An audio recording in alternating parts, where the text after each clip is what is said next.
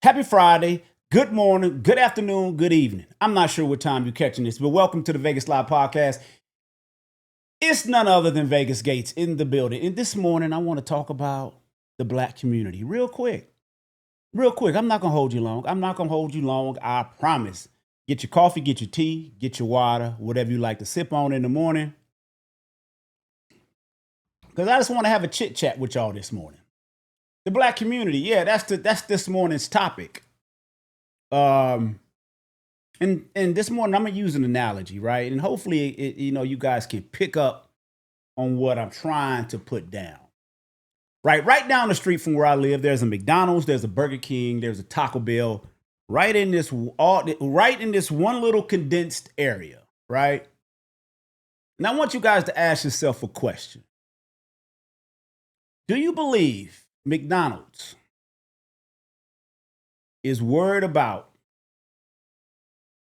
the production, the customer service, the product, the quality of the product, the how fast they're getting out their orders, customer training? Do you think McDonald's is worried about what Burger King and what Taco Bell is doing in those areas? Do you guys believe that their focus is over there on Burger King?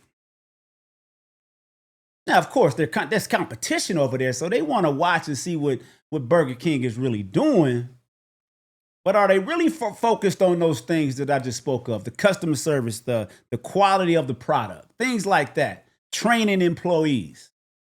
Probably not, right? That wouldn't make any sense for McDonald's to be focused on those things when it comes to Burger King or Taco Bell. McDonald's has to focus in-house. They have to make sure those things are running smoothly. Once they have the program in place, the operations in place, that their things are running smoothly, that all them outside and other influences have nothing to do with the success of a McDonald's franchise. And see, that's how I want to tie this in to the black community, because people like a Brandon Tatum, right? He catches flack. Now, I know he goes in hard on the black community. Guys like Anton Daniels, guys like myself, but I'm not as known as those guys on the internet when it comes to this social media space, right? But when you get guys like that, that call out the flaws, the things that they see that could make the black community more successful, more productive, they get called names. They get shunned. Their black card gets taken away. Why is that? That's my question for you guys. Why is that? Are people who speak like this, are they supposed to just remain quiet?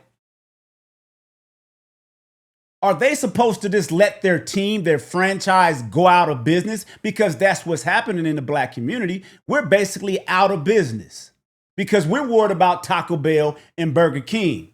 In this sense, we're worried about the white man. Do you see Hispanics? And I could be wrong. Maybe it's Hispanics. Maybe they are yelling and hollering racist. Maybe they are worried about outside influences, but it doesn't seem like they are. I see a Roberto's taco shop popping up every week. Maybe I'm wrong, but I don't see them complaining. Now, are there problems out there? Yes, there are problems out there. We understand and we know that, but we can't focus on those outside things that really don't have a big impact on our community. Nuh-uh, we're not playing victim this morning. We're not doing that. We have to worry about what's up under our roof. So when you hear people like myself that's always on this black people, because I'm a team member. I want our services to run a lot smoother. I want our drive-through to be full. I want our product to go out fresh. I don't want too much salt on our fries. I want to train all our team members the way we do it around here. The thing that's going to have us, okay, now we're going to build another one. Now we're going to build another one. Am I making some sense? Don't be closed-minded, people. Don't be closed-minded to this message. Don't be closed-minded. And I think that's one of our biggest problems. Every morning I turn on the radio, I just hear black folks talking about white people, complaining about white people. Can you guys point me to the channel, to wherever where you see a bunch of white people talking about black people? Maybe they're out there. Maybe I'm missing something. And if it is a channel out there, they talking about us, it's a waste of time. And if they are talking about us, they talking about all the negative stuff that we see on the news. See, I know y'all don't want to hear that. Y'all don't want to talk about that. You guys want to sweep that under the rug. No, we have to bring that to the forefront. We have to start talking about it. We have to start addressing it. We have to stop staying quiet about it, thinking it's just going to get better and go away with a vote. Nuh-uh, it ain't going away. It's getting worse. It's right before your eyes, and I know you see it. You just don't want to call your own people out. We got this whole thing in the black community. Oh, we can't be saying this around white people. Nuh-uh. We can't talk about each other in front of white people. You don't see nobody else doing that. You don't see nobody else doing that. No, we need to. We need to. We need to call it out. Do I have hope? Not really.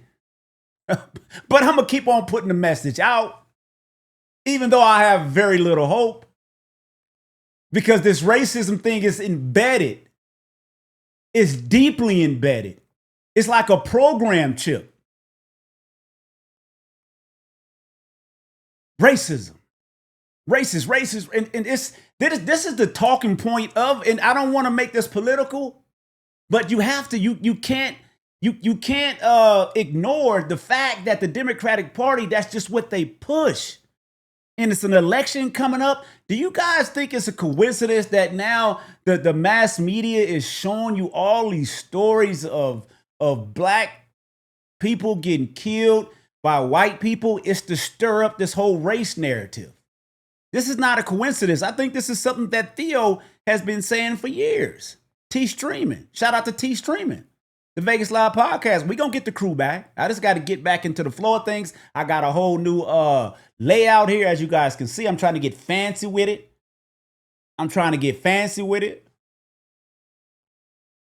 So, yeah, man, look, when you hear people calling out the black community, when you hear black people calling out the black community, it doesn't mean that they hate black people.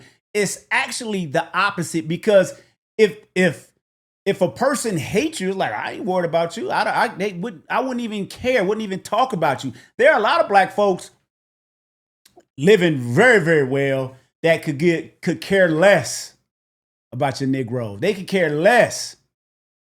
They not saying nothing. They staying quiet, getting their bread. So when you hear people that's stressing and talking about it, I would say it's a good chance they care, because I'm not going to sit up here and talk about things I don't care about day in and day out. You're not going to hear me doing that, but you'll have people say, oh, he don't want to be black. He light skinned anyway. He not really black anyway. Is his mama black? Is his daddy even black? I know how y'all think. I mean, I grew up, that's been all my life. That's been all my life. But I see a switch. I see a big change in the future. I see it. I see this what I'm gonna call the great black divide.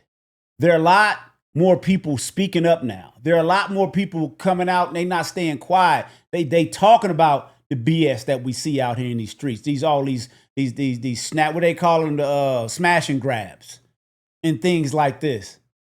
This ghetto gang culture. There are a lot of black people tired of it. We can't keep on. We can't continue on the path that we are on. You guys, I know you guys see this. I know you guys see our youth being led in the wrong direction, and it's not getting any better. At least I don't see it getting any better. I don't see it. But I know a lot of you have good hearts. You're a little bit optimistic, but we can't stay quiet. We have to speak on it. Now, can some of us use better words and better terminology? Yeah, I get it. I know we can. I know some of us, myself, I know sometimes we come across rude and arrogant, obnoxious, whatever word you want to put right there. I get it. And I know some of you out there, you think just like I'm thinking, but you're hesitant to speak on it because of the backlash you're going to get, the names you're going to be called. I understand it. You're scared to come out the closet. It's okay. You see how long it took gay people to really come out the closet. There's still a lot of gay people out there still scared to come out the closet. I know it's tough. The backlash is tough. But see, when you stop worrying about like that, yeah, the outside, like, oh my, what are my friends gonna think if I vote for Donald Trump? What is this person gonna say? What is that person gonna say?